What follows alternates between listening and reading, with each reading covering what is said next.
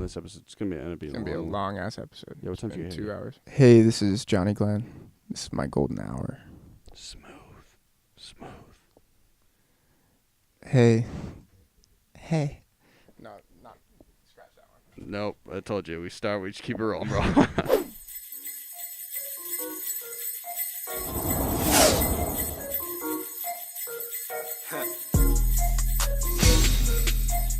Yeah. I got it. Shorty gave me time for the color.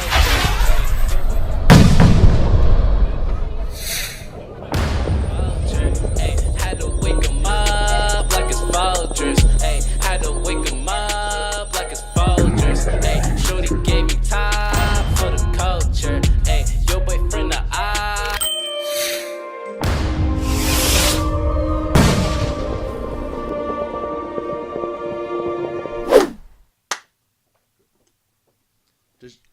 Yeah, it's good. Okay. Whatever. We're fine. Whatever.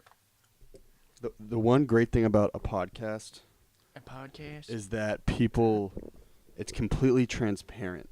Yeah. And so that's probably one thing I want to talk to you about at some point. But like when I was doing all film stuff, and mind you, I obsess over shit, so I was like very nervous about image. I'm like, damn, like I kind of have a resume with like successful, like kind of in film, at least for our age. Is this gonna be weird? Like, kind of turn into like this media guy. But I started to realize, I'm like, damn, bro. I think being completely transparent with people transcends more than trying really hard at art. Would you agree? Yeah, and a lot of art is not just art; it's business. So, but like with any good business, like I guess the more people know, not the more people know, but the more honest you are, the better. You know. For sure. I think transparency is so key to everything, bro. Honestly. Would you agree? Mm-hmm. Love, life, everything. Yeah, but also just be like, I think being completely straightforward about your intentions, especially in the field that you're in, as myself, entertainment sector, like, there's a reason that people think like promoters are shady or artists have ego. It's because these people aren't fully straightforward about what they want. Yeah, for sure. I didn't give you a proper introduction. So listen, normally, actually, I'm not going to say normally anymore because the guests have just started to range totally. But we got a Boston rock star in the building, man. That's a great title. There's some great rock bands came out of Boston.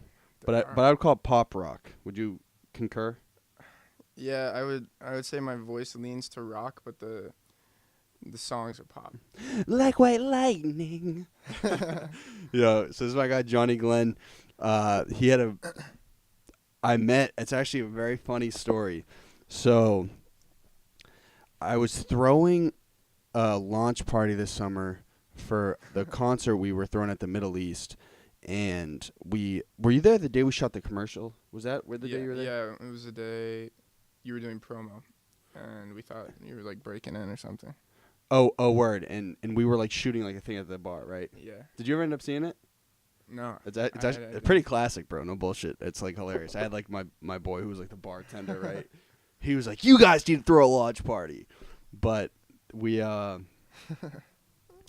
met Jonny at Town, and it was a bar now defunct, correct?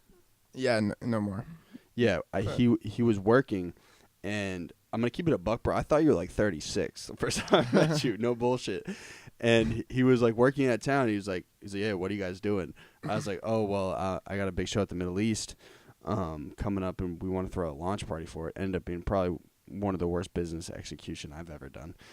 But he was like, "Dude, crazy enough, man. I've played at the Middle East. I've played at Royale, blah blah blah." And this is like the first time I'm really like kind of starting to understand Boston music. I was like, "Damn, there's a lot of characters in this scene." And so crazy enough, I probably looked you up on IG some shit. Later, this is the next time I saw you at the studio, I was like, "Damn, bro, I definitely know you." Well, no, I saw you at the actual event again. Oh, you worked the event? No, but I didn't work the event, but I was downstairs. I was downstairs, but I came up and I saw you again, and then then I saw you here. It's fate. Yeah, it might be. So when did you start touching down a Phoenix Down? So I heard about John through this social influencer from BU, who I got linked with. Like an Instagram guy. Yeah. His name is Sam Thompson. Yo, I just met Sam yesterday. Really? Were you at that meetup thing on the lake or whatever it was? He was at Starbucks. I was like, damn, I'm definitely going to link you with this kid because he's right up your alley. Yeah, that's crazy. Yeah. Oh, yeah, you went to BU? Yeah, he said he was going to BU, and you were probably both students, right? Yeah. So, I was seeing Sam, like, for a period of, like, 3 months. Not, like, seeing, but... Familiarized. I was involved with this gentleman. Smart kid, very smart kid. He's very smart. But I was just asking him if he knew anything I could be doing. And he said that he ended up here with who he told me initially was G-Eazy. And I was like, oh, that's interesting. I did my research and I saw that G-Eazy was actually G-O-D. Oh, yeah. But, you know, Sam's not. Sam is very smart. Not but rap cultured. He's not cultured like that. Yeah, apparently. He's a business guy. Yeah. He's a business guy. Yeah. But he was telling me, yeah, you got it. That guy's over there is amazing, John. So I reached out on Facebook, I think, like over the summer. And it took you like 10 tries to get a hold of him. Yeah, always. I mean, he spread like crazy thin, dude. Holy shit. Yeah, he is. And so the first time you had a session here in like August? Probably around then. I think July, August. I can't remember exactly, but I think Sam and I were kind of like talking more frequently around like between June and August, so sometime around there, over summer. So, do you think the music's better in the summer? Your music? Does it change seasonally? My music? Yeah. Maybe. I mean, there's 3 singles up right now. I would say 2 or 3 of them probably work better in the summer. Well, for the vibe, but I mean on a recording wise, like, do you think it's a year-round thing, or are there shifts in sound? You know what I'm saying? What do you mean? I mean, artists are traditionally, from what I can tell, are very in tune with themselves. Mm-hmm. Do you think your sound shifts based on the season and based on the temperature and the climate? No. Okay, good. I think I'm consistent regardless of what Mother Nature is doing. But is there shit you'd rather? So, for instance, I see like Drake will do like a ton of dancehall stuff, right? Yeah. I'm sure he records that in the summer. I know in Views he segmented his album that there was an interlude. There's the first part he said we recorded this all in Toronto and it was cold as shit. And then there was an interlude, and in the second half he's like we recorded all of this in LA. Mm. And the songs were much more vibrant, less rappy, more poppy. Mm. I mean, I don't know. Just I'm not a sad boy, but I'm pretty in touch with my feelings. I'd say that kind of comes through in a lot of the songs. At least not that's out right now, but what I've been writing.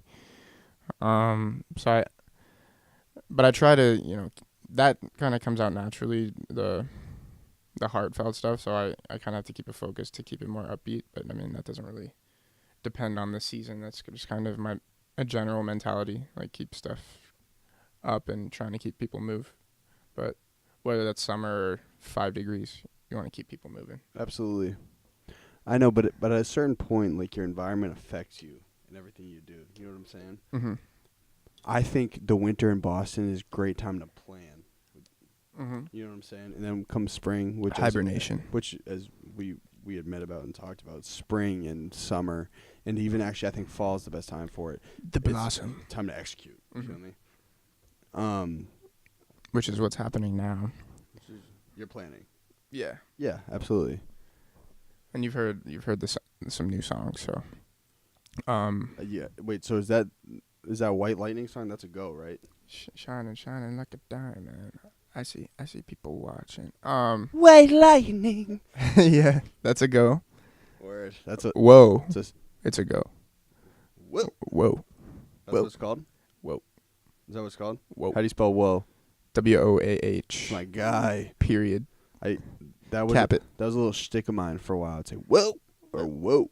Dude, everyone says it, but it's never been a hit song. Well, there's a dance called the whoa. There is. I mean, there's never been a hit song. My knowledge is not that vast, but in pop, potentially. So what's interesting to me, first off, when did you come to the city? I mean, I kind of know, but just elaborate, give a little synopsis of. So I'm from South Carolina. Where specifically? Charleston. In Charleston or a suburb outside? So Charleston's very similar to Boston in that it's like a coastal city. But the suburbs here in Boston are like very far away. And then you have to drive like 45 minutes. The suburbs in Charleston are basically 5 minutes, 10 minutes from downtown. So it's very condensed. The downtown's very small. The downtown is small, and the suburbs are very close.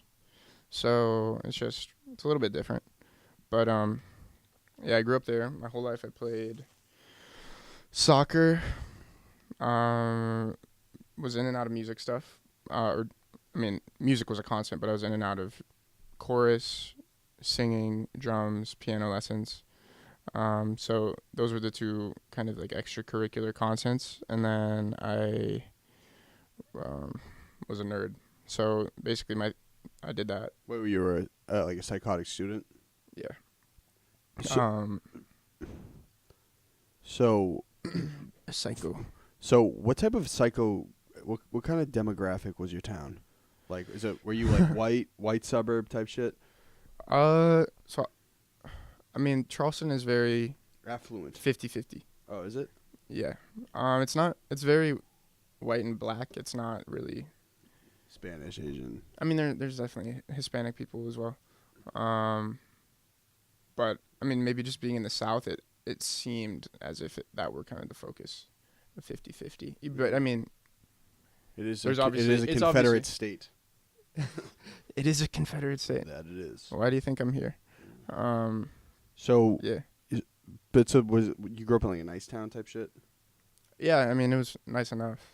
Mm-hmm. It was just me and my mom, so kind of humble beginnings. I grew up with a single mom too, bro. Same shit. Yeah. But yeah, I mean, nice enough. No siblings? No siblings. Damn, only child. All you guys always end up tapped. Yeah. Well, that's why I linked you. Bro, you and Adam. So for those watching, all the PC kids that will listen to this, Jonny is like the BU version of an Adam Hanna, except you're like a foot and 6 inches taller than him. Because he did a lot of the same shit you did, and especially being like a pop rock artist in the city. Mm-hmm. I don't know of anyone else besides you two. You know what I'm saying? We'll get to that in a little bit, but so you're in South Carolina, right? You're just a psychotic student doing a bunch of shit. Yeah. So then why do you choose to go the corporate slave path? So I didn't choose that, actually. That life chose me. I wanted to... Whack life, bro. I wanted to get out of South Carolina. And I could have really gone to any school, I think. But for some reason, my mom... Oh, you were that good of a student? Yeah, I think I could have gone to Ivy's. But I didn't even apply, though, because...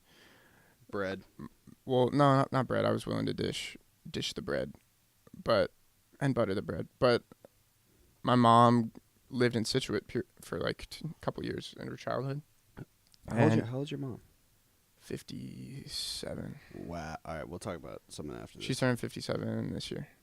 Some of my other business ventures, which it's going to end up being exposed in the same way how I make most of my money, but my business partner is heavy in Scituate, so they probably know each other. Really? Yeah. Maybe. I mean, she was like 4, so. Where they probably know each other. They were in daycare together. Yeah. They shared diapers. But anyways, my mom brought me up to Boston just to look at schools and just kind of get my brain outside of South Carolina. And I went to a BU soccer camp. And like for some reason, I fell in love with having Boston plastered across my chest. And I made it my mission to come here to BU. And I made it happen. Where was the BU? Was that in that field right off the highway? Yeah, Nickerson, right. Nickerson. You know, the coach, you know. Oh, so some cool shit for you being from South Carolina. Like, yeah, I'm going to go up to Boston. Yeah, it was cool. I'm going to go to Boston. I'm going to have Boston on my chest. I'm done with the South. Why did you hate his guts so much? The South? Yeah. I didn't, but, I knew for what I wanted to do. I've always wanted to do music no matter, like, the path. No matter my brain, my soccer or whatever, music was kind of the way. And I knew that wasn't going to happen playing, bars in Charleston, which I had been doing since I was like 14, 15 years old. Well, couldn't you have gone to Nashville? That's kind of close, right? Could have gone to Nashville, but I'm not a country guy at heart. But the music scene It's diverse. in Tennessee is like kind of popping, right? Memphis, Nashville. Yeah, I mean, it definitely is more diverse now than just country, but it's predominantly country. And also, the Southern mentality, I love the South, but a lot of people like to stay there. They're born there, they stay there, they have kids there, they die there. It's Boston too, though. You know that, right? Yeah, but it wasn't you. Right. I could use Boston as a stepping stone to something else. I knew that there was a lot of college populace here. Ton, obviously. Berklee is here. Mm-hmm. Almost Harvard. MIT, BC, BU. Emerson. Northeastern. Fisher College.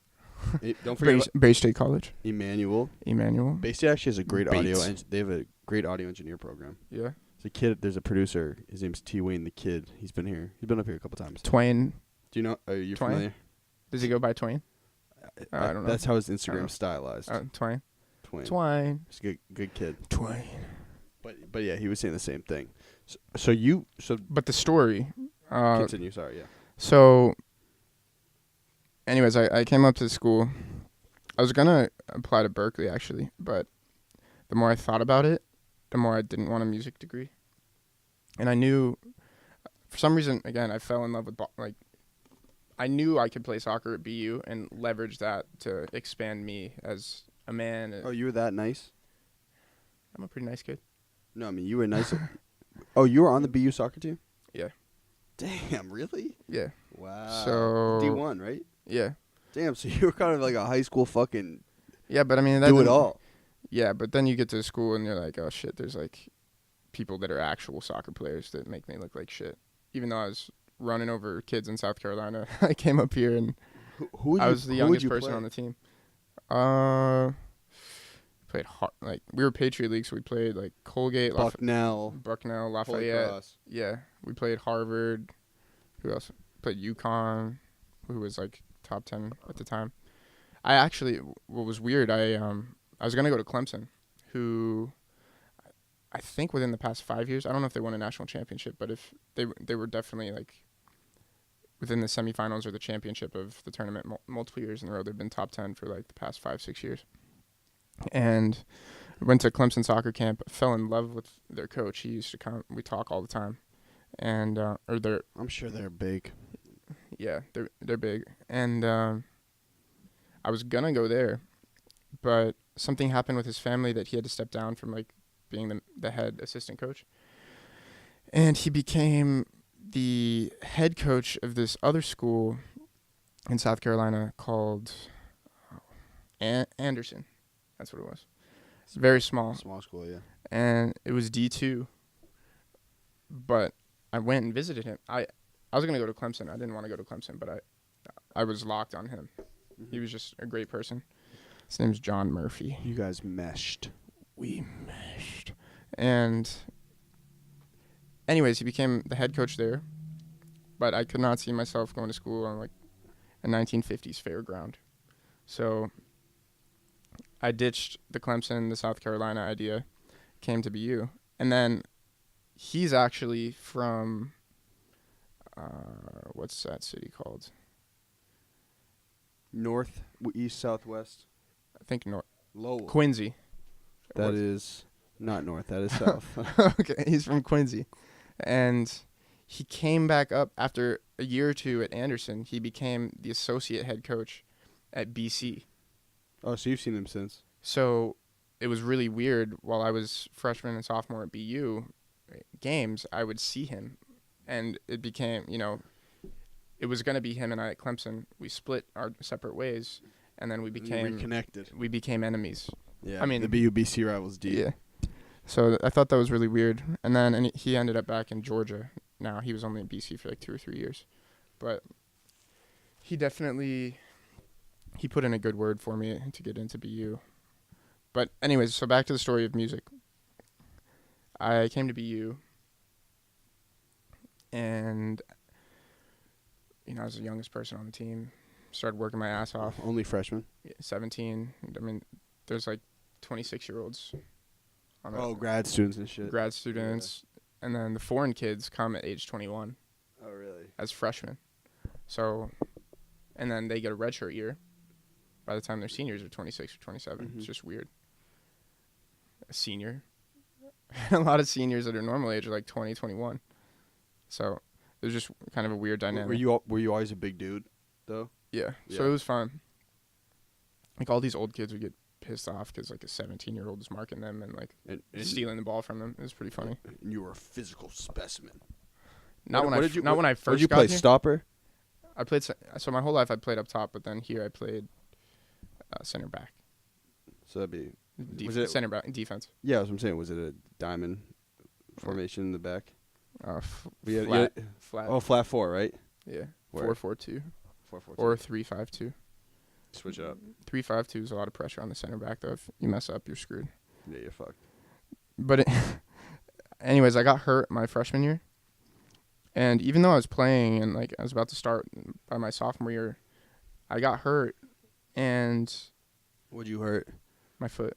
I broke a bone in my foot my freshman year. Then after recovery, another bone was broken. I had to get surgery. So I was on a scooter and a boot for almost a year. Whack. Yeah, I was the nerd going down the bike lane and on Com Ave? Yeah, Com Ave. Holy shit, that must have been miserable. On a scooter. You know those was scooters where it in the winter? Yeah. Will fall through the rest of the year. Dude, when BU clears out, like, in between their, like, class shifts, it is packed on Com Ave. Like, for miles. Dude, everyone's just, like, pointing and laughing at me. You're just eating shit. Well, with one hand, actually, I had to be, like... You steered it. And then in the dining hall, I'd be, like, rolling around with a plate and my leg on the scooter. And where's the dining hall? It's by Nickerson. Okay, where? Yeah. By T's. By T's Pub. Nice. Shout out T's Pub. Shout out T's Pub. Crazy story. You were almost my employer for a little bit, but now I'm here, man. Crazy shit. So freshman year, I got hurt, and I hadn't been doing music as much because I'd just been focused on school and soccer. And I was like, you know what? Even though I'm playing, I really miss performing. And so sophomore year, it was like a sign from God. I swear, I got hurt, and then I put up signs at Berklee, found a band. Then I thought I was going to play soccer again. I start running while I'm a sophomore, and I'm like, something is still fucked up. And I was not better. Another broken bone. Then I had to get surgery. So I was like, you know what? I'm done with this. And you just didn't care about soccer enough to yeah, and like I was done with the pain, and I was just being practical. Like my whole life, I've just wanted to perform. So I might as well. Time to sack up. Yeah. So I had my band at Berklee sophomore year, even though while I was hurt, and so I started playing a bunch of shows, and the rest is kind of history. So you started performing at Berklee first. Well, I put up signs at Berklee. I thought I was this badass, like sneaking in. Apparently, the security at Berklee, well, it is now that I've been there basically for 3-4 years.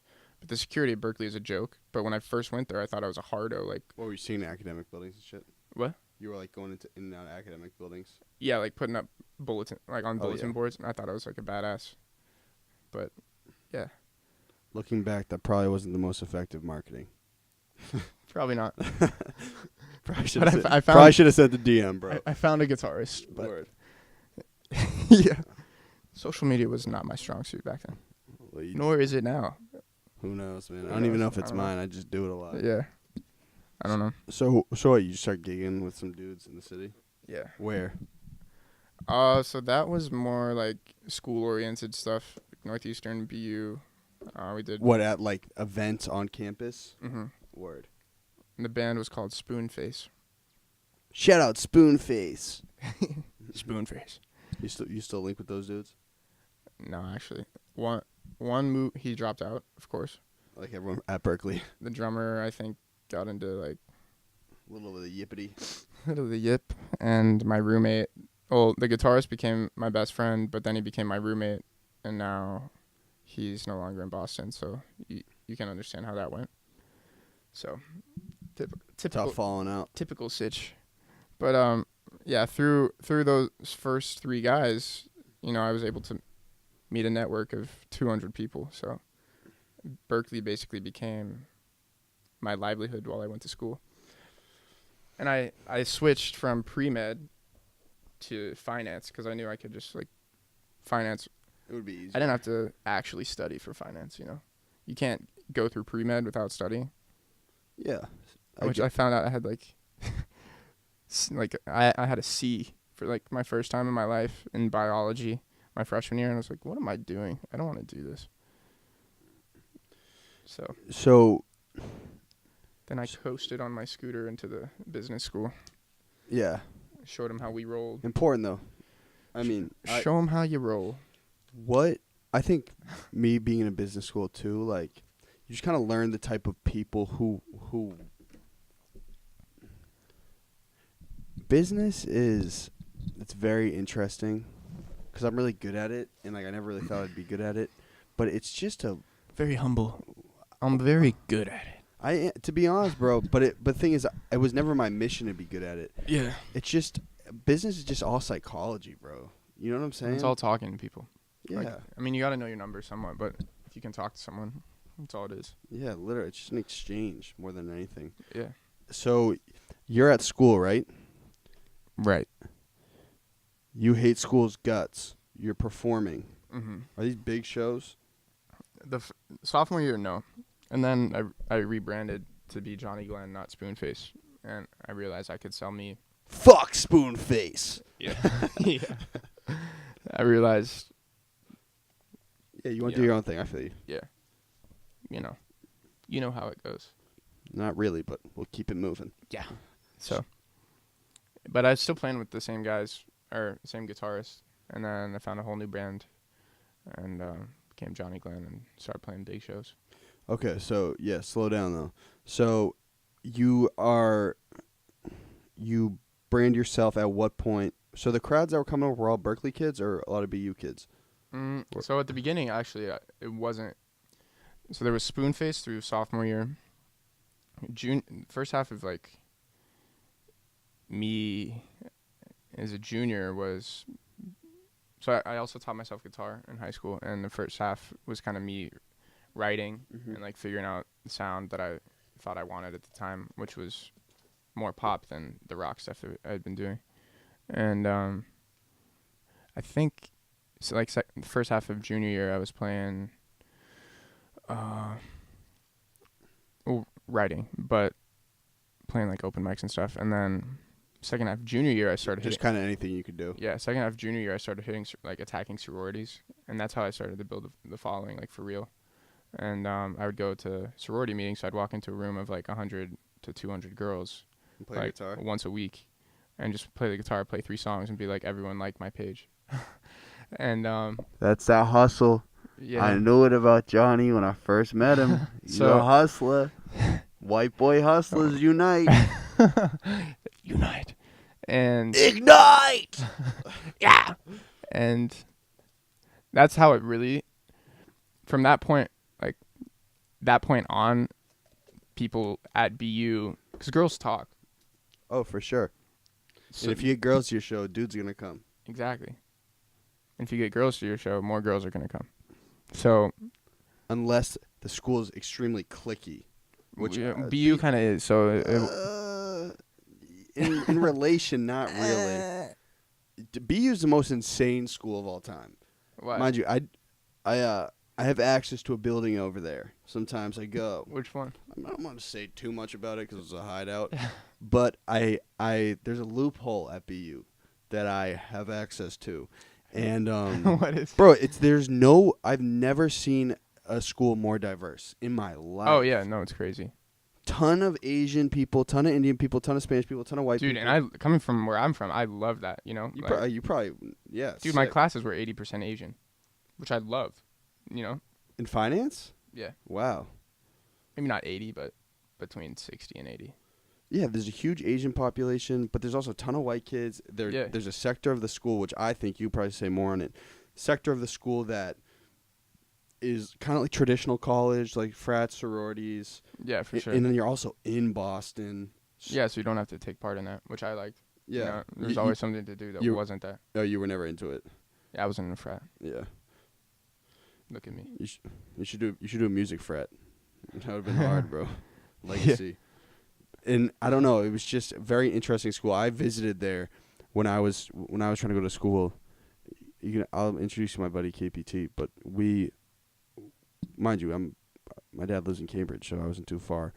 It was literally on the most brick day. It was so cold, freezing, and they were like, "Yep, you're gonna need a median GPA of about 3.7."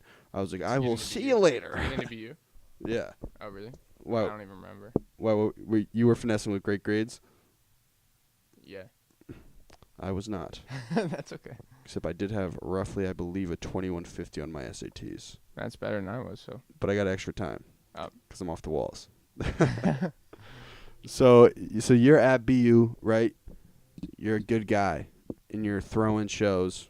Mm-hmm. You're self-promoting shows. Well, not yet. So, junior year still, In your honest opinion, you had a buzz on campus? Yeah. Okay. Which was good. Sick. You know, people, they knew what I was just walking, which I liked.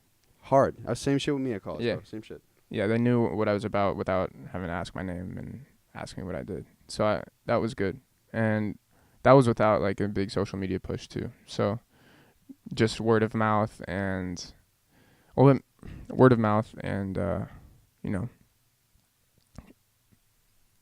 one person talks to 10 to 10, how it spreads. But we also did that's this. the most effective. Yeah, we also did this thing called Laundry Lounge Mondays. This girl who was working with me, her name's Jamie. She's great. Shout out Jamie. She's now, she was working at Epic Records, and now she's just started her independent digital marketing firm. Oh shit! But link me. I'd love to. She had this idea, and she would film me, which was awesome. And it was just because she believed in the vision. But we did Laundry Lounge Mondays, so every week we do a cover in the laundry room. So that started to spread too around campus, and like we would show up in each of the different dorms, and she would just film me singing for like a minute, and we post it, and people literally come up and be like, "You the dude from the laundry room?" Fire. So yeah. BU's a big campus too. Yeah. So, but it was good because there's 7 or 8 different dorms with a laundry room. So we did that, and that. Oh, you cycled different laundry rooms? Yeah. We would go around to different campuses, cycling within the laundry rooms. Get it? That's crazy, bro. See, it's a nice parallelism. So how this started, like, I was the same way, bro. At PC, I would literally go in every dorm and sell T-shirts. Yeah. You know what I'm saying? It's a great place to try to start a business, bro. It is. Especially if you're a good dude. Yeah. No, if you're likable, it's easy. Or not easy, but easier. And so did you, at the end of this, or at the apex of this college push, did you throw a big show, a Jonny Glenn show? Yeah, so kind of, I guess, so end of junior year, Jamie graduated, she left, so I was kind of by myself again. They had this music business club that was helping me too. But it was mainly me getting the shows. They helped with social media and kind of getting my name out there a little bit, which I'm thankful for. So if the team ever watches this, appreciate the push. Appreciate the love. Appreciate the push, even though I don't think they thought that I appreciated it. But oh wow, were you on some ego shit? No, but there was just kind of, by the end of my senior year, it's like I have to split ways with you. Yeah. It's like I got to do this on my own. So, and obviously, it's a club thing. You can't pay people. You can't, keep them around. Mm-hmm. And naturally it's just a split. But I think some people kind of took that a little more personally than others. But such is life. But back to kind of the main story, and then I guess we can touch on like the big shows. My whole life in chorus, it was the weirdest thing. I used to be so nervous when I would perform, and this was through like childhood through middle school, and I would be in the risers flush red, sweating, unable to sing. But like in practice, teachers would always say you have such a good voice. But for some reason, when I was actually performing, it just never aligned with any of the work I was putting in. Just because I was nuts. I still am nuts. You're introverted? I think like naturally, even though I've gotten better. But in 8th grade, it's a force for you. I mean, we're familiar. mm-hmm. Like we've met a couple times already, so like it's probably easier. But is it when you first approach somebody, is there still a little bit of tension in you? Not now, but there definitely was Mm-hmm. When I was younger. I think that's a reflection of the age we're at, bro. Yeah. I feel like you realize, like, I said this in another one, but it's like you're 22, 23, 24. It's like, yo, there are things about myself that probably just are never going to change, man. So Yeah. I might as well just sack up and just accept it. You know yeah. what I'm saying? Yeah. You know you're fucking tapped, right? Yeah. Me too, bro. Rather know I'm crazy than actually have a big breakdown. Yeah. Yeah, we should just go to therapy together. No, we should start giving therapy. Yes. And take off the top end. Hey, you make a profit. Yeah.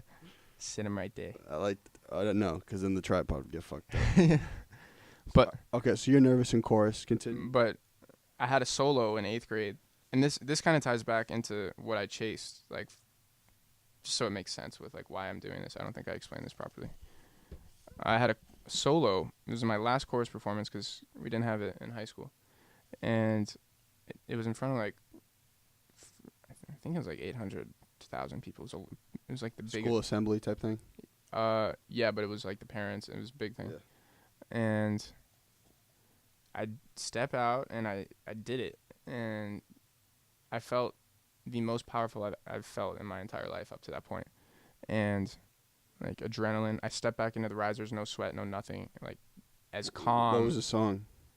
It was Sinner Man. Actually, it was I've Been Everywhere Man. We did Sinner Man too as just the guys in the chorus, but it was What's that, Willie It Nelson? was literally one line. I don't probably. It was one line. If you're going to Winnemucca Mac with me, you can ride. And this like big dude did the whole like. He was like a 30-year-old in 8th grade, so he got that part. You're like white lightning. Yeah. No, literally, your voice in 8th grade is the same as it was now. Yeah. That'd be hilarious. But yeah, dude, from that point on, I was like, I have to do this. And that's when I started playing in high school, drumming and playing with like older people in bars and doing my own covers and stuff. But that's how it started. So anyways, back to now. Jamie left, who was helping me. She was like definitely a big influence. And I moved to just now senior year. And junior year at the end, I was walking back from Guitar Center one day. Which one? Fenway? Yeah. And I walked past House of Blues and someone was loading in and I was like, you know what, I could do this. Not be a load in guy, but play. And I walked into House of Blues and I was like, you know, I need an email. Who do I contact to play here? And White Boy Hustler. Yeah. And I thought I was getting the email to play the main stage, and I was like, you know what? I don't think that's possible. Foundation Room. Yeah. So then I got, after hounding the heck out of these people for the entire summer I was gone, they finally gave me some House of Blues dates, and I was like, this is awesome. So once I got that, I was able to kind of bounce that around because I've been playing open mics and I played a couple smaller shows in bars and stuff. But I really started to, you know, I've played House of Blues became my line, and That's probably what you said to me first, right? Yeah. Wait, so you played the Foundation Room or the? Yeah, so I did the Foundation Room, probably 15 times in like 3 months, and Oh, so you were like kind of a resident. You were cycling it. Yeah, but it was cool because it was on the same nights that these big bands were coming in, so I was like seeing what I was gonna be, what I'm becoming now, you know, and now I've played on the big stage like the same as the people I was watching. You know, I was in the same room as Alice in Chains, and just like standing there watching them, and I got to meet all these people. I played the same mic as Passenger, who's got one of the What's the song? Is that Closing Time? No, that's you only know the light on a turn of tone. Oh, yeah. Only miss the sun when it starts to snow. Only know you love her when you let her go. Yeah. Yeah, I feel you. Dude, that song's top 20 all time on streams on YouTube. And yeah, like but being around these people, you're like absorbing the adrenaline that they get when they're playing. And like, you know, he played in the Foundation Room and then I did. And just having the same people that watch him watch me, it was just like, is this really happening right now? And it's so weird, right? They say like, and he played before me, so it's like, oh, he opened for Jonny. Just kidding. But that would be fire.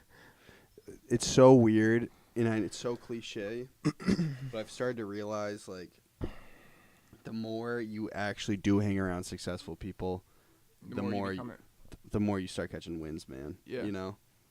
But you like absorb their energy, and it becomes a part of you, and then you start to see your successes. It's just really weird. It's fucking weird. Yeah. And it's like, I've never been on that tip where it's like, yo, energy's everything. You know, like, but it's actually, it really shit. is. It's crazy, bro.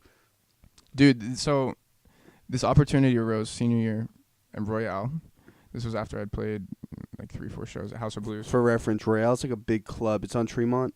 Yeah, like it's 2,000 cap. Yeah, it's a big fucking club. They have a lot of EDM acts in there traditionally, sometimes rock acts, and it doubles. Royale doubles as like a nightclub and a performance stage, and it's beautiful. It's a beautiful club. So yeah, so this kid who was like a resident DJ there for like the college nights, who went to BU, his name was David. He texted me and was like seeing what I was doing. I was getting some awesome pictures and like having people come out. He's like, this kid can actually pull a little bit, and maybe it would be cool if he could pull to Royale. So you're like, bet, David. Yeah. I'm like, all right, David. You stupid fuck. You believe in me, Dave? Yeah, you fool, David. And how did you pull a nice crowd? So I was 20 at the time. Fire. What are you 23 now? Yeah. Me too. And that's crazy. This was 2016. Well, you feel washed up? No, never.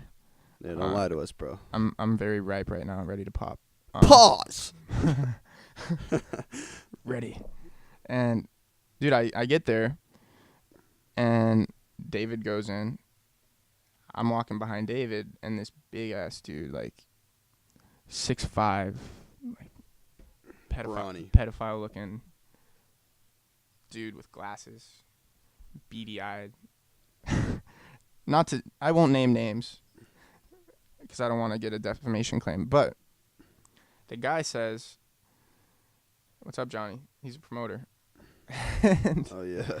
And he says, "Can I see your ID?" I'm like, "What do you mean? I'm performing." Oh, you're 20.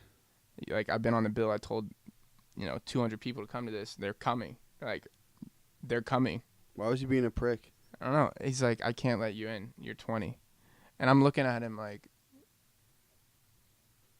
yeah. I have my I had a photographer and a videographer because I'm thinking, like, I knew it was going to be sold out. This Big was moment. like Yeah, huge. photo time. Biggest night of my life up to that point of trying to perform. David and I had rehearsed a couple songs. And the guy is not budging, like refuses to let me in the door. And there's like 3-4 massive bouncers, the line of people just all staring at me. I'm like, so trash. Yeah. Holy shit. Yeah.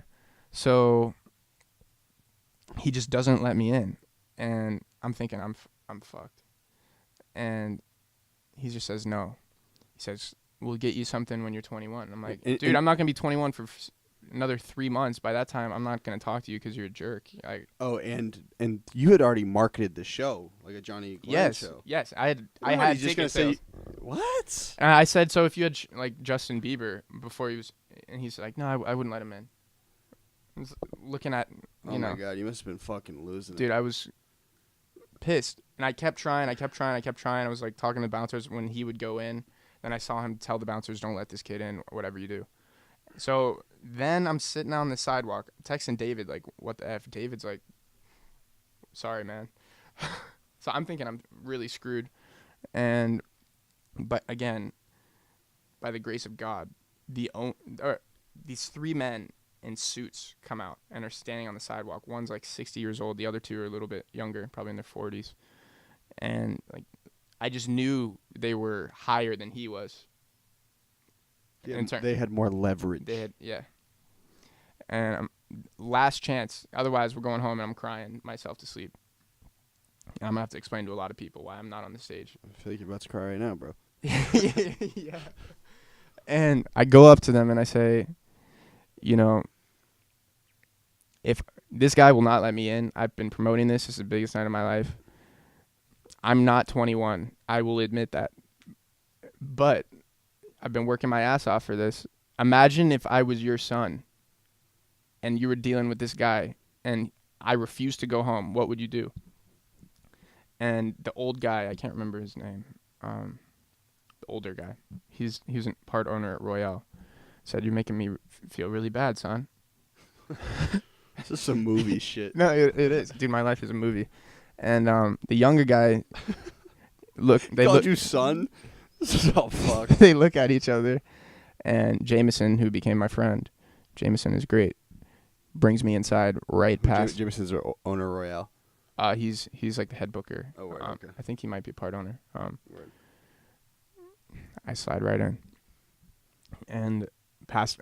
I'm like right past the promoter, and my video guys are like right past me. He walks us right to. How long, duration-wise, is the lapse of you sitting outside, like sulking? Like 35 minutes to an hour. Damn. Yeah, no, It was some grace of God shit. Cause yeah, at a certain point you're like, I gotta dip. This is humiliating. I gotta get the fuck out of here. Yeah, no, I was not leaving. I was gonna play regardless. But it gets better. So this is just to showcase my determination on things. We're finally on the stage, and there's David, and I'm like, "What's up, David? I made it, man." Like, fuck. Like now I'm mentally prepared to perform. Yeah. And I'm like, no warm up, no nothing, and clock is coming. I think I was supposed to play like 10:45, and I was supposed to have like 15-20 minutes. But I mean, in front of 2,000 people, that's a lot of, good shooting time. And the whole shit was sold out? Yeah, it was full. Damn. Imagine if you fucking could not get back in. So, wow. Dude, so my time comes. I'm not here. I have the mic in my hand. I'm not hearing my music. Not hearing the cue. And I go to David on the stage. I mean, but a DJ is just like, they're not actually like doing much. I mean, no, not a jab at the DJ, but he's got the lights, so no one can really see what's going on. And he shows me his phone like behind the booth, and it's the promoter texting him, "If you let Jonny on stage, you're gonna be fired." Why did this dude hate your guts so much? Because I was defying him. I broke. Well, afterwards, but initially, I'm saying I broke his control. I get it, but initially, why did he not like you? Was it because a power dynamic? It was a power thing. Yeah, he's psycho. I actually ended up doing like a little thing with him for the Middle East downstairs, and he was throwing on the show. It turned out to be crazy too. He like tried to cut my set in half. After this? And this time I brought the entire band. Wait, this is after? Yeah, he reached out to me after. So why were you being a simp and you did it? Because you already know the guy's a fucking lunatic. Well, again, I wanted to be at the Middle East downstairs. Yeah. Damn. So Johnny's balls to the wall.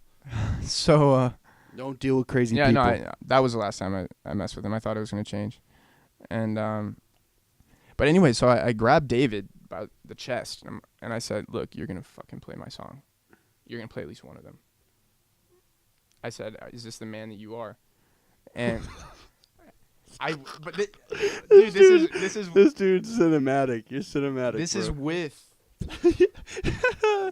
show me the man you are. This is with the club music going on. And I pulled him under the fucking booth and I said, "You're gonna play this." I played one song. Mike. I played one song, and he got rehired. I got hired for a different gig, and my camera guys were like sprinting around, and we got like some amazing content. You played one song. Literally one song. And did you market it like it was a Johnny Glenn's show, or I just have a set? A Johnny Glenn show. Damn. So the people are like, this kid's a fraud. Yeah, so I wasn't looking good, but then the pictures were like, he looked like a badass, even though I was playing for 2 minutes and 30 seconds. And we'll take it. We took it, and immediately after we get off the stage, the three of us, me, the two camera guys, we like get the F out of there, and we walk right past him.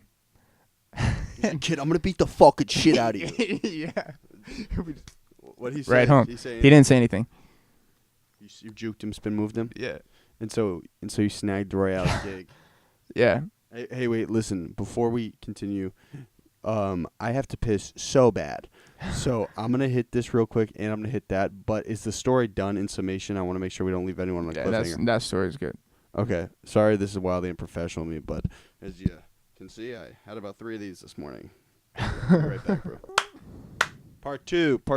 Yeah. So, before I had to jolt to the bathroom. So you booked the Royale shit? No, so he just had asked me to play. I wasn't really marketing it properly because I knew it was just going to be a little set, but obviously I'm going to say it's my show to get people to come. For sure. Yeah. But after that, we had like amazing photos, and was that those photos of your hair is blonde? No, so that was Brighton Music Hall. So that came shortly after. I'm just gonna look it up. Are all these moments documented via Instagram? Yeah. Okay, great. Continue though. But yeah, those photos opened up a big door. I played a ton of shows, and it looked as if I was pulling a lot of people to shows. It's crazy. And effective though. People started believing me, and so then I got added to it. How many people realistically showed up for you that Royale night the first night? Probably like 50. We'll take that though. I mean, yeah. So then I got added to Brighton show early the next year in February. This shit. Yeah, and that's the one I sold like 300 tickets to. So that was big college audience? So that was big college audience. Were they at Tavern in the Square beforehand and came over? Yeah, so that is when I'd be in an elevator with people, which we talked about, and like basically force people to buy tickets. Fire. And Tavern in the Square was right across the street. I would go to the line and be like, look, I'm literally playing a show there next week. You need to come. I had actually just broken up with my girlfriend. She was a BU wifey? Oh, I don't know if I broke up with her. We broke up. And mutual? Yeah, you could say that. And I was still like I still think about her. Anyone that's currently talking to me, if you're watching this, yes, I still think about her. Whoa. Shining like a diamond. And I don't want to let you down. Stu Johnny's voice is unbelievable. And anyways, I'm selling tickets, and we had broken up, and I look in the effing window, and she's talking to some dude, and when you're selling tickets? While I'm selling, like she went to Tits, of course, and she never really went to Tits while she was with me. Of course, the second we break up, she goes to Tits, and you're pissed. I'm not pissed. I started like basically crying, and I went home. So that was the only thing that deterred me from selling tickets that night. But yeah. Wait, she was hooking up with the other dude? Probably, I don't know. You're pissed. But pissed. Your imagination does a lot, and but I mean, I was no better, you know. You started getting immune to stuff like that, though. Yeah, no. Now I don't care, and for sure, dude. no, like just with like emotional things like that in general. When you're like 18 to 20, like the dumbest shit matters to you, with women, and now it's like so much different. It's crazy. You start to understand the stark differences between dudes and girls. Yeah. It's like you don't think the same. Yeah, and you learn so much. Like, if I had started dating her now, it'd probably be like so different, and in terms of longevity. I mean, it was still a long relationship. It was 2 years, but like even yeah, shining like a diamond. And I'm not gonna do it. Good things come to those who wait. Okay. We probably should have waited, and but whatever. You learn a lot, and So this is your senior year, Brighton? yeah. So we played Brighton, so ton of tickets. Mind you, you're doing homework during this time. How much does that blow? Yeah, it sucks. Terrible. Yeah, it sucks. At that point, I was doing the bare minimum. Oh, yeah. Just scraping it, right? Scraping it. Oh, yeah. And what else happened? I know we played a couple big shows after that. We played 939. Oh, so that year went on. We played 939. I'm trying to think. Played Middle East. Downstairs? Yeah, we played Middle East downstairs with that crazy promoter. Then we played 939. Played a couple things scattered between there. So you're around. You're But then I graduated. I played it's like so after graduation I played Cafe 939, which we talked about. Great Berklee venue. Then I got pulled on to play Royale again, but this time it was with 98 Degrees and the Cars guitarist. fire. And they needed like a good opener, and And you'll take it. Fuck it. yeah, so another Royale opportunity. And then played Great Scott, which is a good venue. It was close to where I lived. It's also a Bowery venue. Bowery. Is it Bowery or Crossroads? I think it's Bowery. For reference, and I'm going to get an individual from each of these companies, but there are the Middle East, from what a lot of people are seeing on the show, what I talk about a bunch. The Middle East is a novelty. It's completely independent. It's not owned by a huge holding or publishing company. Bowery is like, they own a ton of venues. National. Yeah, they own a ton of venues, but none of them are like huge. They're all like artistic, intimate venues. Crossroads, they work at the Paradise Rock Club and also in conjunction with the House of Blues. Yeah. And Crossroads, there's some sort of Live Nation Crossroads. Yeah. There's some sort of licensing crossover with Live Nation venues, which are the biggest venues in Massachusetts. Yeah. And the world. Yes. And Live Nation owns Ticketmaster, and they're fucking beasts. Yeah. So. Okay, so you're gigging around, and these aren't like little. What he's talking about, these aren't little show gigs, like these are the venues in Boston to be performing in. Yeah. What else? And that was 2018. That Royale. That was the beginning of 2018. I got lucky enough to be able to do this Spotify. I can't remember what the hashtag was, but it was a Spotify show at the Verb Hotel. They had this summer series, and the one that I got, Spotify came out, which was awesome. I think it was hashtag Spotify for something. But it was really cool because they sent email invites out to your followers, or your Spotify followers. And these people like drove to the show that I'd never seen, and they drove like half an hour plus to come. Fire. This girl to the Brighton show, she came from Maine. She drove like 2 hours. She found me on Instagram, and we're friends. Sick. Well, like I also love the fan friends, you know. Yeah. I also love fucking the Verb's awesome. Yeah, the Verb was awesome. So that's one thing I want you to talk about. There's a subset community in Boston, and it's interesting because I haven't really connected to it via the show just yet.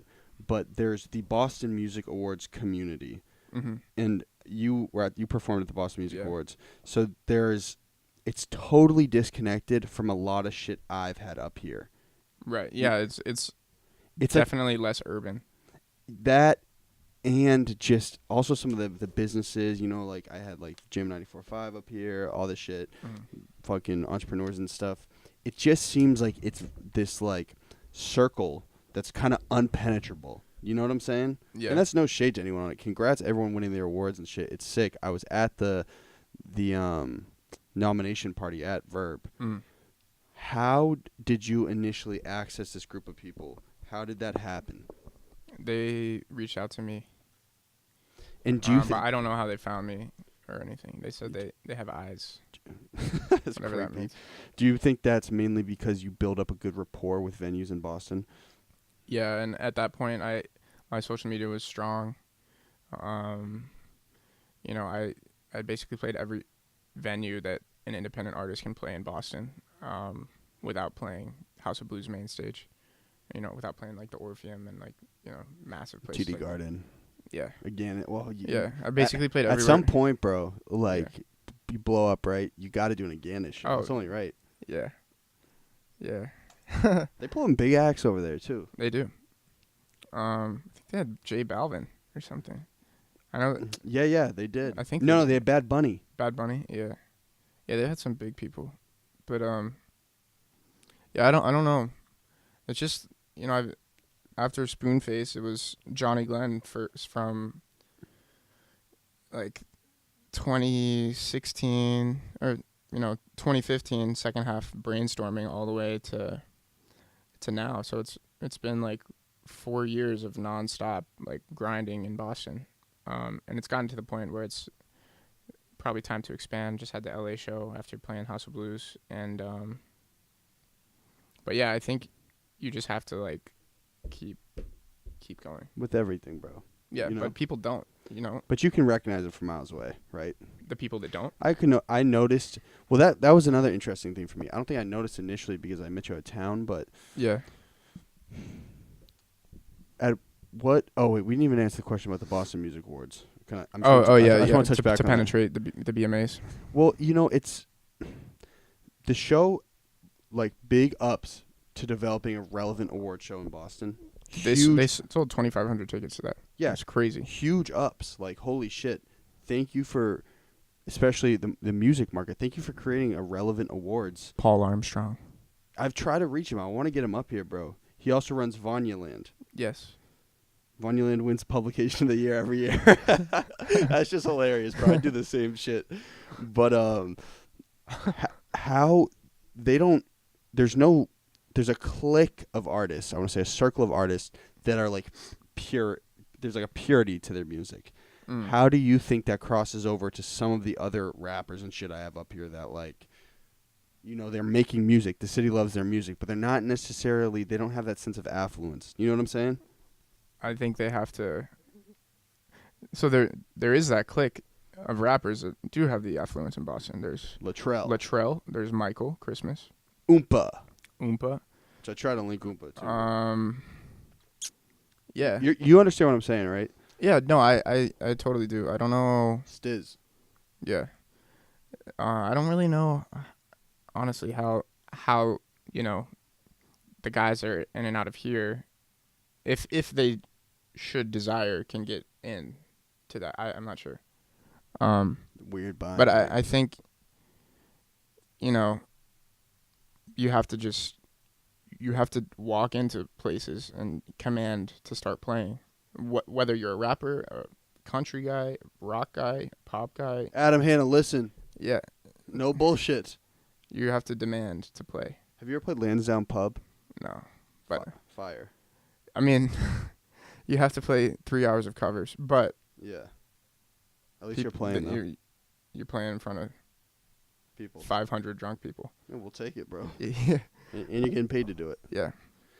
That I've thought about doing that stuff.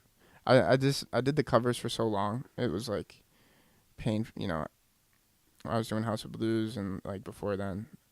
Got old, right? Yeah. Like 3 hours of covers multiple nights a week. It's like painful kind of. How ego driven are you? What do you mean? How much of some of the shit you've accomplished, you plan to accomplish, and when you big yourself up is driven by ego? I think I definitely have an ego, but I think every artist has an ego in some sense. Everyone has an ego. Everyone has an ego. Humans have ego. Yeah. I don't think it's narcissistic. I think it's I believe in myself.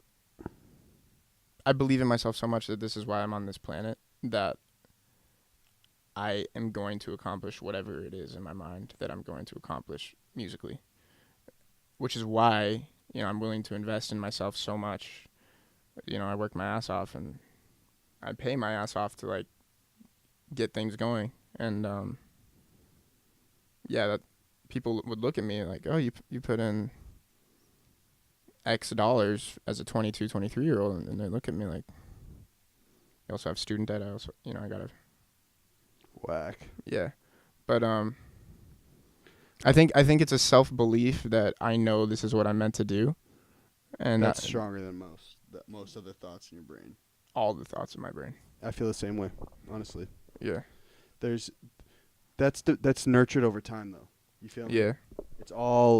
It compiles over time. Mm-hmm. And know what's really sick, though? Because I feel the same way. It's like, I know I'm gonna reach certain points which are crazy. Hopefully you and I have a conversation in like 6 years and we're both on some fucking boss shit. You know what I'm saying? Yeah. But you start along the way, even though you're not at the point you know you want to get to, that you start to see that little things are manifesting. You know what I'm saying? Yeah, for sure. It's awesome. But it's weird, too, because you're like, holy shit, I knew I was going to do this shit when I was 16. Yeah. And I'm not at that apex, but I know I'm mapping there. Right. It's fucking strange, it's bro. Crazy. Do you believe in predetermination? Yeah, I think. Or predestination? Yeah, you can manifest anything if you want. I mean, like, do you think that sometimes you were put on this planet and your road was already paved? Yes. You really think that? Yes. So do you think humans don't have control? I think they do. And the area where humans mess up is they don't listen to themselves. And they listen to what mom and dad want, what society wants. And because of that cloudiness, they either have a fear of doing what they know they want based on what people will think of them. For sure. Or based on that cloudiness, they don't have the self-insight to really look inside themselves and see what they want. And one of those two options either creates people like us or creates people like not us. We're pursuing things that society would perceive as potentially abnormal, as risky. Yeah, I could also be, It's fire, though. No, it is. It is. It's amazing. It's awesome. But I totally believe that every person has a set plan of what they can do and can change things, and whether it's as extreme as becoming the president, being an artist, being a vet, or whatever it is. I think everyone has something that they're meant to do. And what if you feel like you're meant to do a bunch of different shit? You got to make up your mind and focus on one. That's where I differ from you, though. You know what I'm saying? Well, at least get one popping first before you can branch out, I think, because you don't want to spread yourself too thin. It's a fact, for sure. But I mean, there are people that can do it. I'm saying me, you'll have a conversation in 10 years, and I won't be a music promoter. And like, no, definitely. No, I know, but I've done it before, and I've been good at it. You know what I'm saying? It's interesting. I also wonder, do you recognize the blessing it is to attract and actually start building a foundation for a career of what you want in Boston that's a newborn baby of a city when it comes to entertainment? Yeah. Fire. Sick. Dope. Yeah. Whack. Because the money isn't popping over here. Yeah, it is whack. But opportunity is dope. Definitely. Yeah, I think it would have been much harder to start in like in LA or New York. I would never have the pictures I have of myself and video and content and just everything that I've been able to do if I was somewhere else. Even in Nashville, like I was just in LA for a show, and I know I just said that, but we socializing in and around like meetings and whatever we're doing, and everyone claims to be an artist. Everyone claims to be an actor, director. That's what Adam was saying too. And everyone's hotter than you, right? I mean, not me, but Oh. but they all here. You walk in somewhere. Like last night, I was out, and I'm like, "Oh, I'm an artist." People look at you like, "Oh, that's awesome." You say that out there, they roll their eyes at you. They're like, "Who the hell do you think you are?" Adam, you got to listen to this shit, bro. I'm telling you. I think, and I've proposed it, and we don't like to talk about things we do before they're actually in motion or getting it done, but I think you and Adam will link, right? You're just going to have to sell him a little harder just because he's being soft. And you should just be like, yo, bro, let's throw a big show. And you will. Yeah. Because you will mesh well. Question, though. So you graduate from BU, right? Mm-hmm. Are you like, fuck, My captive audience has now dissipated. A little bit. It's a little scary. I mean, it's not scary, but it definitely changes. But you learn like how to infiltrate that audience. But now I can't like go into an elevator and sell people tickets. Same shit with me. I feel you. So are you, after you graduate, like, fuck? It's now been, what, 7 months? Like Since graduation? Yeah. I graduated 2017. Oh, word, okay. So it's been A year. almost 2 and change. years. Okay. But I graduated at 21, so I was younger than most people are 22 or 23. Yeah. You're 23 now. Yeah. Yeah, I am too. Which is weird because there's 22, 23-year-old seniors now. But like the maturity level of people after being out of school just skyrockets. And like, You think so? I think it depends on the people. I don't think so. You don't?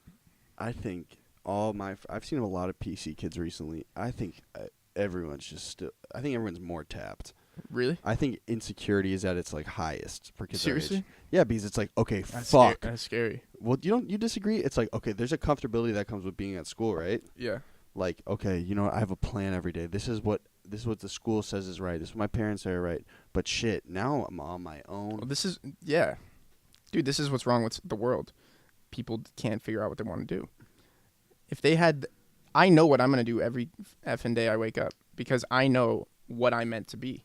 Mm-hmm. If these Purpose. Yeah. If these people had their purpose locked, which some of them probably do, but a lot of them don't, they would not appear the way that they still do as freshmen. You know, Yeah, I get what you're saying. out of control. But it also takes time. does take time. Some people are luckier than others to find it earlier because Some people get after it earlier. timing is everything. If you find it late, you know, if you want to be an artist when you're 35, it's much harder.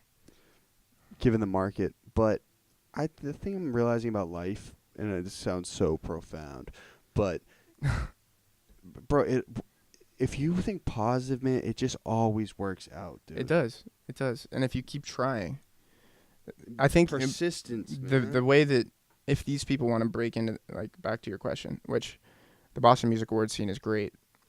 If they want to break into that, if they want to break into anything, anybody, it's hard work, which is persistence, determination, kindness, don't be an ass, and you have to have at least for us, you have to be talented at what you do. You have to offer something that's good. But you can nurture that. Sometimes And it takes time to find it. That takes practice. Talent takes practice. Yeah. Talent is not just talent. But a combination of determination, talent, and being a good person, I think, can get you anywhere. But the main thing is determination, and people give up. And they tell themselves that they're going and they're hustling, but they're not. They're telling themselves the wrong thing.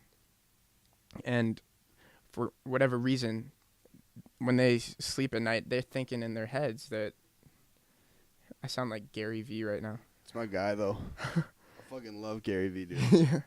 They're thinking in their heads that they're working, but they're not. They're fucking around. And I think the reason that I've been so successful in Boston, and definitely success in Boston is not financial success, trust me. And you know. Yeah, for but sure. successful of being able to play all these things and have a name. And I know I'm not even successful.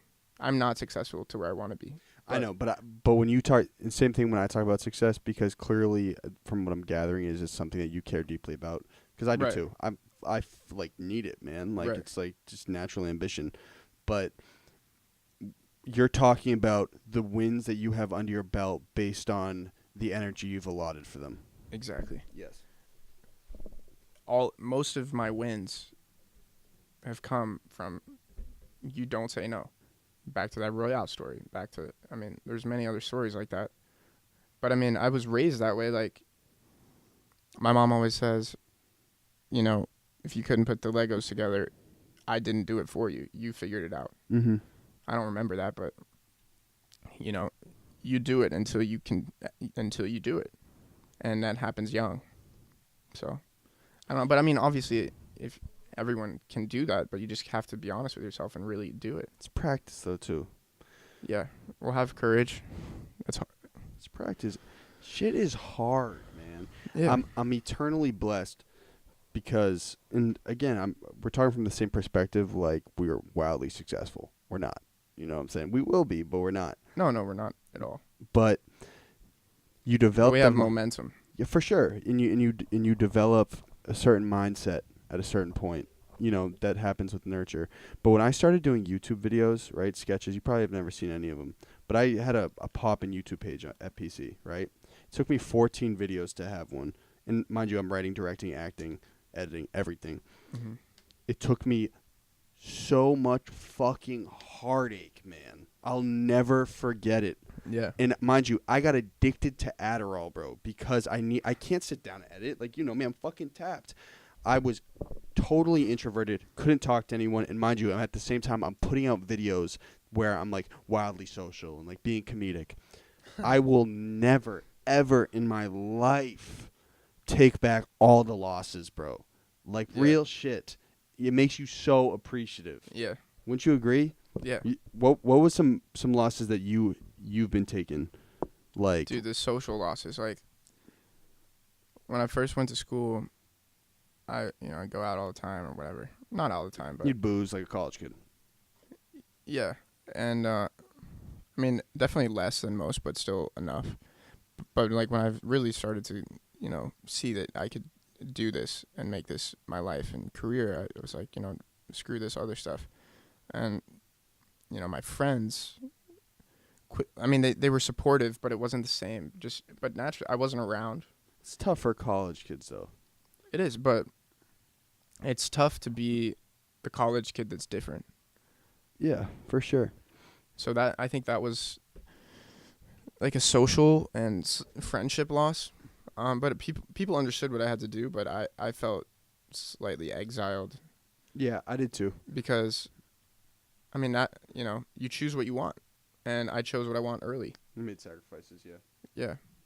So, but I don't really care about that. But in the moment, it felt slightly isolating. A little FOMO. Yeah. Yeah, for sure. FOMO. Other than that, though, I don't really feel any losses. What? I know exactly when I'm taking losses, bro. What do you mean? You say you don't take losses anymore, or you just? Oh no, I mean, there's definitely still social, just financial losses every day. You don't think career-wise you take losses now? What do you mean? I mean, I'm sure you get smarter and smarter about how to navigate it, but. Oh yeah, I fuck up probably. Enough. Yeah, for sure. Bought things I shouldn't have. I mean, have you released songs that haven't moved the way you wanted?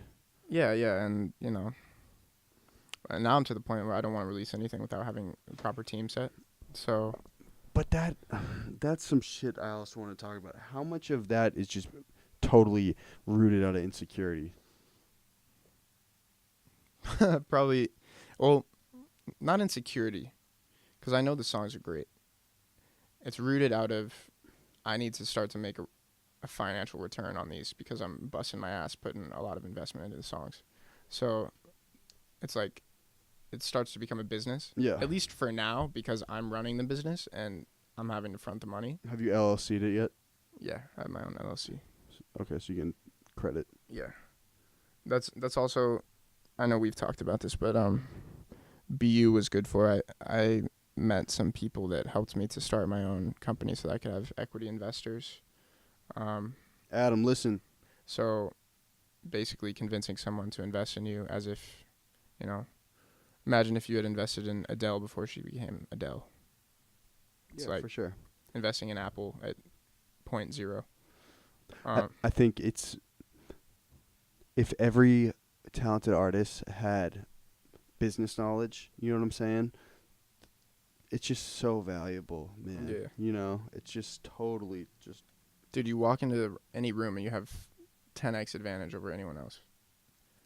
It's just artist-wise. Well, and because most have no idea about anything. Well, we live in a system where everything's business, Yeah. And that's just a game, bro. It's a game you play.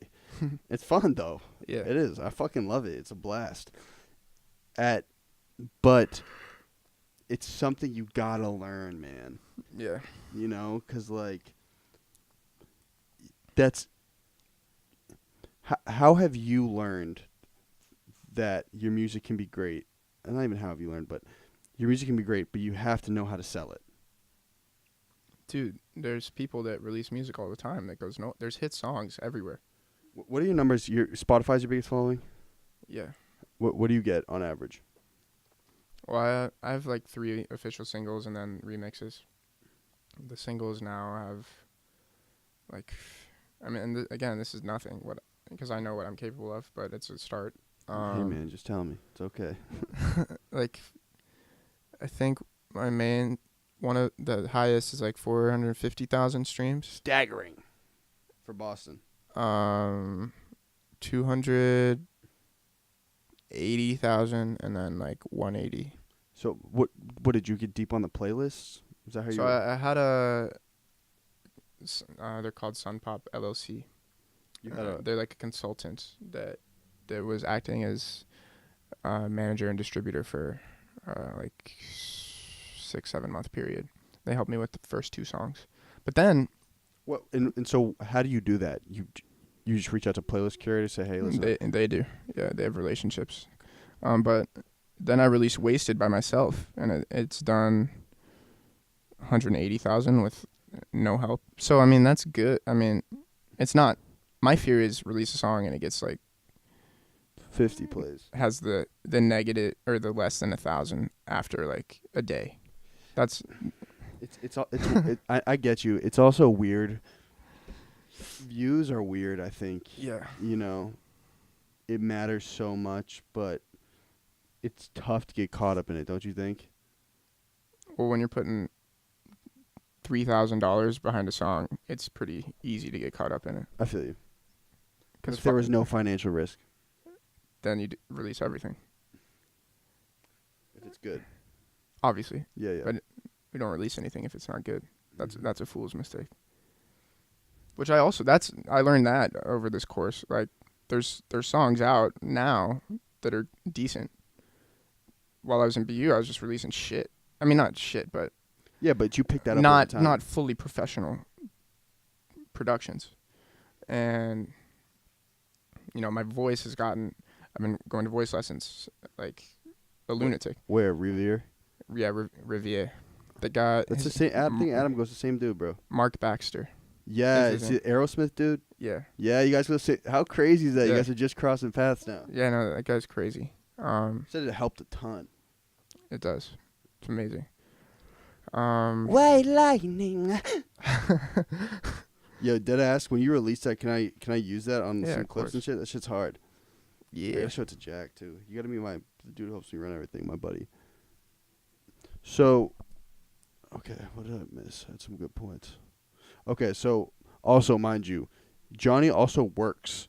Like he has to work, correct? Yeah. That's real shit. You know what I'm saying? Like he's in a bind, and I feel you. You're in a bind where it's like, yo, I'm catching wins at what I like, but holy shit, the money's not fully connecting it, right? Right, but I was working 50, 60 hours a week. At town? Yeah, making good enough. Dough. Making dough. And also, town was... What? Town was also in a great spot in the city. Yeah. Now it's closed and kind of pooping my pants a little bit. But I got to find something that equates pretty quick. Sell some drugs, dude. Yeah. That's what they all do. Link me with some of your guys on the podcast. Yeah, man. Well, the podcast. Not incriminating anybody in the city, but it's a viable business option. See it a lot. Revere. Dorchester. Right off the boat in Revere. So it's just interesting. It's like you've built a brand yourself. Dude, artists are not willing to work. I've seen that so many times. Like, they will not work. And that's real ego. That is, what do you expect if you don't work? You're going to go broke, and then you can't support your music. Or yourself at all. It makes no sense. It's so easy to just go to, like, I don't work in finance. I would never do that. But to just go serve or bartend and make $200 to $300 a day, that is so easy. And just be nice and, like. And also, I don't know if you see this. You're a creative dude, I feel like you have to segment your time being creative daily. So I think sometimes if you're Yeah. working a job like that consistently, it's like, okay, I'm just going to do like busy work for 6 hours. Then holy shit, I'll hit the studio for 2 hours and it'll be probably more effective than just chilling in the studio all day. Oh yeah, for sure. Plus, like, over time, after you learn your stuff, like the actual flow of serving or bartending, it's not even a thought. Your brain is like, you've dissociated from making everybody's drinks to my mind is actually thinking about what is the next step, what am I going to write about, what give me, like, you know. It's fire. Yeah, so it's not like sitting in a cubicle where you actually have to focus and like about work. Yeah, and you meet people too, bro. Right, yeah, I met some awesome people that have helped through. Yo, Sam Thompson, I'm going to send you this clip. He said some shit to me yesterday, and I think he's fucking playing mind games with me. But he said some shit that was fucked up. He was like, yo, he was like, I'll read people. He's like, sometimes I'll hit people up, and he's fucking me right now. This fucking kid's a sicko. He was like, sometimes people hit me up, and me and my boy will act like we don't remember their names, and we'll fuck with them. And I was like, holy shit. You're a psycho, but that's fucking real shit. What was the point of that?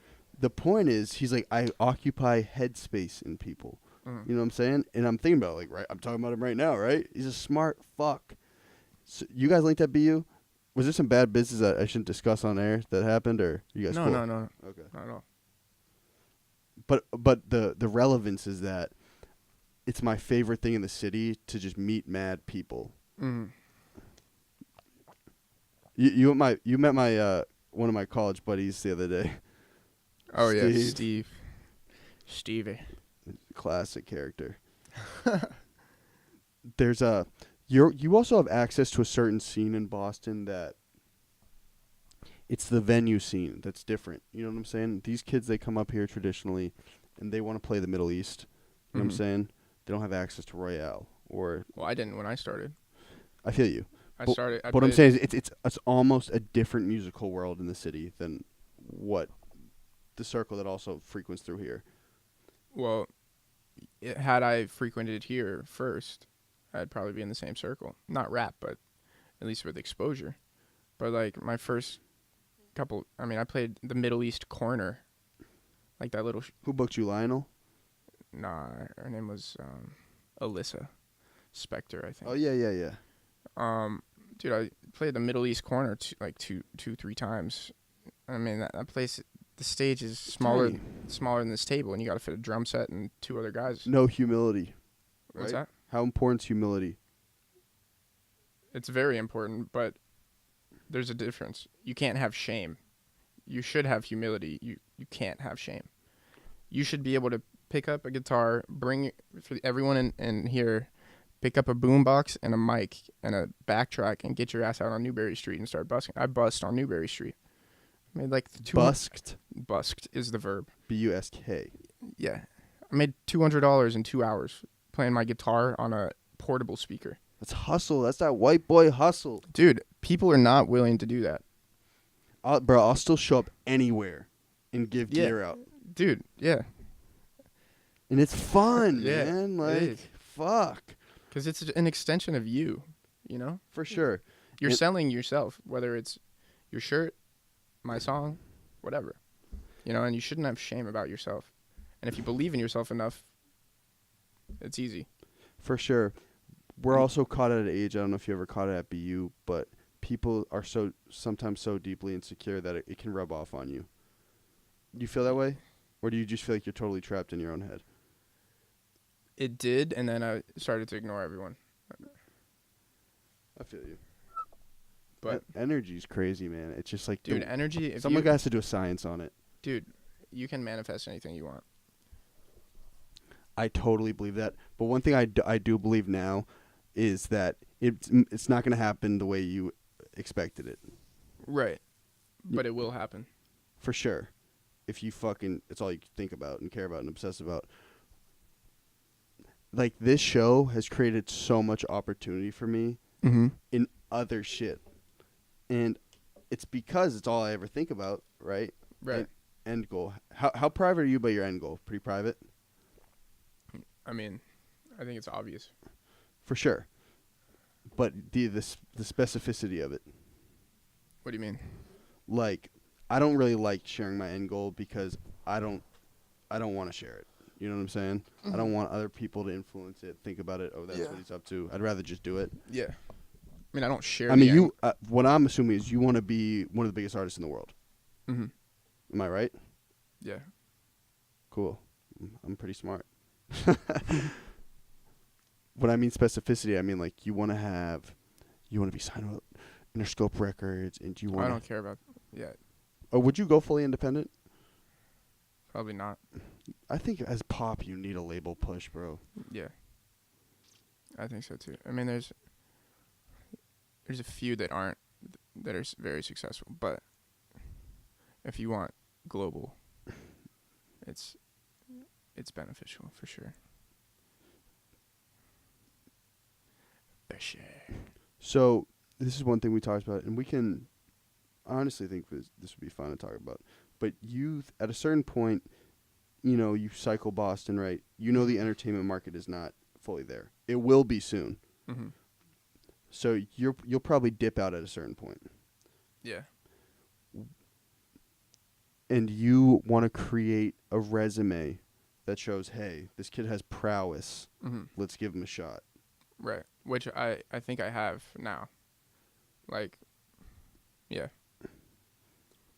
But you want to stack it like crazy, right? Stack the deck. For sure. So what do you still have to do in the city? And are you fully knowledgeable on like how to secure a label contract and like how to do it the correct way? Not fully. Yeah. But it's connection based, Yeah, but just don't be on some shit where they hit you with a slave deal, bro. Yeah. You know what I'm saying? Yeah. But I think the more stacked your deck is, the more leverage you have. But also, even if your deck isn't as stacked as you'd like it to be, I think if you have the songs and they can see what you've done on your own, they can see the potential of what they could do with you. As far as what is left that needs to be done, maybe one more big show. But that's the only thing that excites you about Boston right now is just another big show. As far as stacking the deck, probably. Yeah. So I'm more sold on, holy shit, this Boston's a newborn baby, and I want to do as much here as I can than you, I'm assuming. You I'm totally... You want to tap in? No, I'm just totally, infatuated with, where the evolution of the city could go. You're more like, thank you, Boston, for being my trampoline. Right. Okay. And that doesn't say that I can come back here after it takes off and then, We'll have you back, man. Maybe I'll organize the big show, the huge one. Yeah. But I think the trampoline was Boston, and the landing platform is probably either LA or New York. Probably LA. Isn't it weird that that's kind of it's cliche as hell though, but after actually experiencing LA, the opportunity. Yeah. I mean, we wrote 8 songs in 8 days. But are you a little worried about the saturation of the market? Yeah, but I was talking to people out there, and they're like, through all the people that are saying they're artists or whatever, like the cream does rise. And the connections there are so real that, you could meet an A&R who would sign you through a friend, or, it's just... So getting the deal is the most important. You think off that? Not the deal, but getting the belief of someone that has distribution power. For sure. I think if that's the deal, then maybe. So you think it's impossible to develop a truly organic fan base as a pop artist? Not impossible. But I think it's very tough to break in if you don't have some form of a team behind you. I know. Yeah. I mean, you gigged so heavy in Boston, right? Dude, yeah. I mean, the gigging game is so different. A gig looks awesome online. A gig does not necessarily mean that people are going to go buy your album or going to go stream you. For sure, but you're developing direct relationships with people that listen to your music. Right. And I don't... Maybe I'm wrong on this, but I don't think it's... It's not as powerful as it used to be. People used to play shows and they'd get signed off their show. Now, if I'm gonna play a show, people, I mean, you got to be able to fill seats for sure. Yeah. But now, people are coming to shows based on what they're hearing online. So, if you can, and that's nationally. Obviously, if you have a strong home base, you can fill a show without having that. But you need someone that can get your music in the ears of the masses, and that is what. And then, brand is already in place. Then they can buy your tickets. You know, I think it's very tough for anyone to do it without having that distribution, and it's more luck based. I'm not in the business of relying on solely luck. Create your own luck with others that can push you. For sure. And I think, do you ever, so you don't worry about, like, what I'm saying is, do you think you fully maximized the Boston market? Is that the way you feel right now? I don't think it's fully maximized. What if you just, I know it's probably tough to see because, like, nobody's done it before, but what if you were the first relevant pop artist out of Boston in terms of mainstream prowess, and it was completely organic grassroots from Boston? Don't you think that would be more effective than going out and getting a label deal and then fucking shopping around? Yeah. I mean... You understand what I'm saying, yeah, right? I think it would take more time. For sure. So is it a patience thing? It's not a patience thing, but it's also hard to... I think... So right now, I'm between that thought and then the thought of out in a creative city where everyone is doing, like, writing or whatever.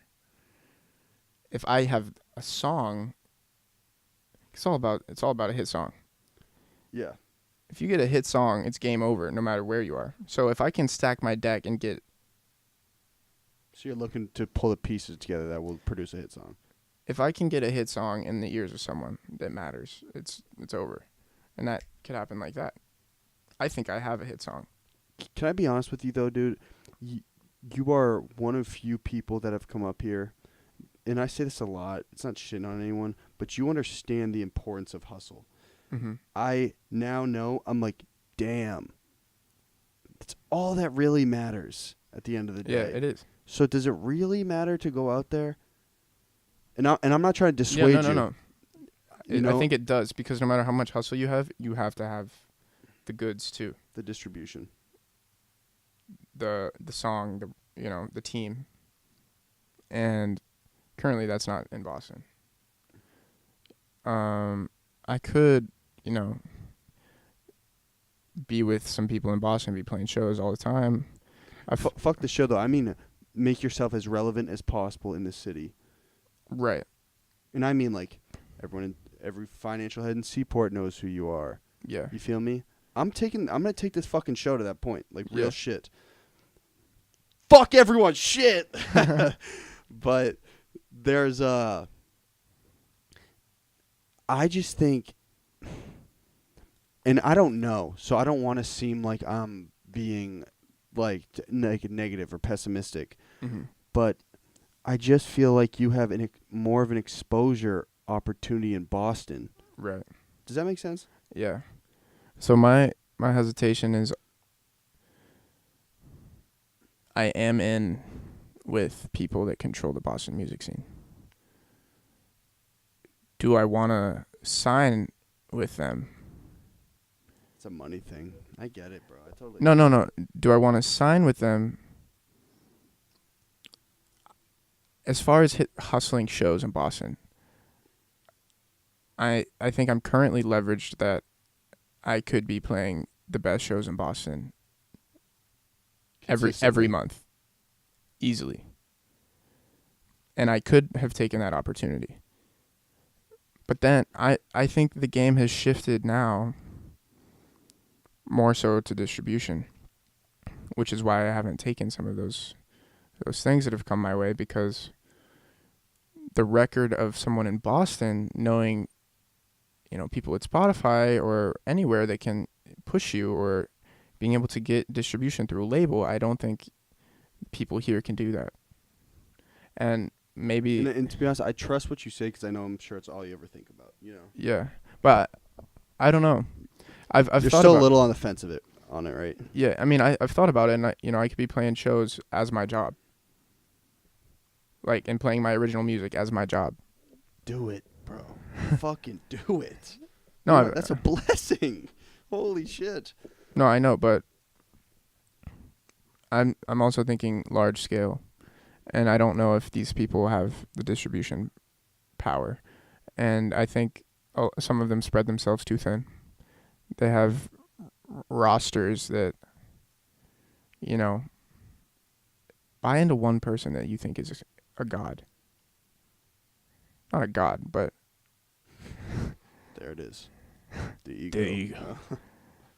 And I'm not saying that's me. I'm just saying buy into one person that has it, and Well, I would make it happen. If I was to buy into someone, I would buy into someone who hustles, bro. Because that's the only thing you can manipulate. Exactly. You know what I'm saying?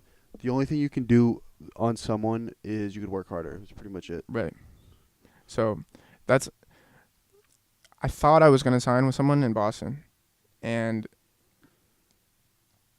it didn't end up happening because I wasn't positive that person was the best for making my music heard by the masses. And that's what it came down to. It wasn't about the shows. It wasn't about being, I think that's more important to me than, but I don't know. Maybe I'm wrong. Okay, side note. Are you positive? Are you looking forward to anything? Yeah. No, I Because we've had a lot of introspective talk here. Yeah, we've talked about, dude, it's Super Bowl Sunday. Just kidding, I don't care. I do. Go fucking Pats, brother. The Pats, brother. Fucking Carolina just Panthers, whack. Yeah. I've always been a Pats fan. Actually, surprisingly, the episode that I just released before you were up here was it was the arena football team. Oh, really? It was awesome episode, man. It was crazy. But there was a dude who won national championships with Cam Newton. Oh, really? At Yeah. Auburn? At Auburn. So that was Now he plays arena up here? There's a new arena football team. Up here? Damn, that's what we should try to do is I'll link you with the dude and say you should get a halftime performance. That'd be fire. That'd be cool. That'd be fire, bro. Shining like a diamond. They get good crowds, bro. I mean, I think it varies, but I'm sure they have games where they lose 5,000 people there, bro. Yeah, I mean, national anthem. Fire. No, or halftime performance. Yeah. Pyrotechnics. Flying. Shining like a diamond. Shining like a diamond. So, so are you positive, looking forward to anything? Actually, why don't you use this chance to give them your IG, Twitter plug, all that? It's just Jonny Glenn. No H, 2 N's on both. Isn't there an underscore in there? Yeah, but it should just come up. I think. Don't confuse me because I have to put it in the post-production here. So is it Jonny_Glenn? So Jonny_Glenn is Instagram. The Jonny Glenn is Twitter. Jonny Glenn Facebook page. JonnyGlenn.com has all of these links. Website needs work, bro. Website. I cannot believe you don't have a logo. Well, I think it looks good other than the logo. You need a logo. But I'm going to link you with my guy. Other than that, it's good. And he'll make it quick. He'll make it within 2 days. You can work with him, whatever. But you need a logo. Because when I post this, whatever, at least it's there. Yeah. When you think of Big Bochi, what do you think of? Bochi? Me, Big Bochi. That's you? You think of the deer, bro. Yeah, that's true. That's Derek the fucking deer. Derek the DA. Okay, so you got your plug off. What's on the way? New single? Yeah, there's going to be an EP coming once a couple things happen. But yeah, we have like 3 or 4 songs set on that. I'm going to get another 3 or 4 and that'll be done. When will that be released? I don't know. Good. If you don't know, don't say anything. Hopefully soon, but I don't know. And I'm gonna give Jonny a plug here. You know, I'm probably gonna like the music more now because I know that you fucking actually work like a psycho. But his music is actually really dope, and I don't like pop music. It's like really, really good music that like will. Oh, I gotta link you with another person, but you'll hear it on the radio, man. It fits on the radio. Like, growing up, I mean, that's what's gonna happen. You're gonna have a big fucking song on the radio, man. You know, I think initially it's probably gonna be feature heavy. You're probably gonna have 2 features on it. I think they're gonna be 2 big industry features on it, and then from there, man. Yeah, we'll see. Excited to see you make some moves. We'll see. Energy. I definitely can. Can I can feel it coming. I do too, bro. Like, when I feel it for you, because I feel like you've probably been slaving at it for a while, but you can always feel when something dope's about to happen, right? Yeah, no, I feel it. Have you ever been exciting. Have you ever been in a space where it's like there's too much shit happening at once? No, because I control it. Oh. It does feel that way sometimes. It's a little overwhelming. Controlled chaos. Yeah, exactly. But it's definitely exciting. Yeah. You need to be exciting, bro. If you're not fucking enthusiastic about shit, you're fucked. Yeah. Effed in the A. So listen, I don't know how long this episode's gonna end up being. It's gonna be a long ass episode. Yeah, what time do you get 2 here? hours. But I think you got. I got here at 10:30. Probably start 10:40. Yeah, this is gonna be a long one. Cool. So listen, I want you to. This is how you start and end them. You say hi, your name, and this is my golden hour. Directly after no break, hi, your name, and that was my golden hour. Put your sauce on it, 'cause this is how we really individualize the episodes. Wait, is there anything else you want to talk about? You're a good guy, man. Hey, this is Jonny Glenn. This is my golden hour. Smooth. Hey. No, not scratch that one. Nope, I told you. We just keep it rolling, bro. Everyone fucks it up, though. Hey, this is Jonny Glenn. This was my golden hour. Subtle and reserved. And you're a good guy, man. Appreciate it. Hey,